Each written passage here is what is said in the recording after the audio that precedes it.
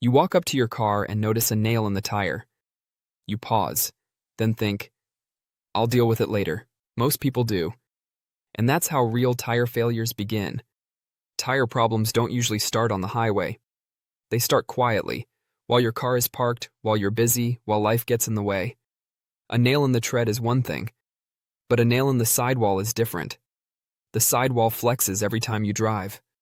That means it can't be safely repaired. It might look fine today, but it can fail without warning tomorrow. Then there's torn or bulging sidewalls. That small bubble or rip isn't cosmetic damage.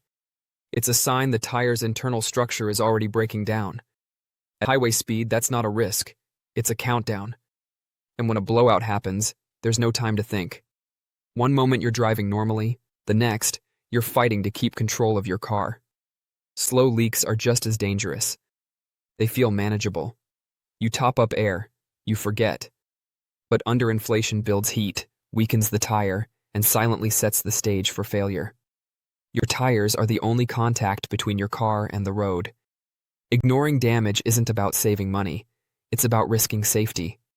Knowing when to replace a tire means protecting your car, your passengers, and yourself. If this made you look at your tires differently, take 30 seconds today and check all 4. That small habit can prevent stress, accidents, and regret. If this video helped you, like it so more drivers see it.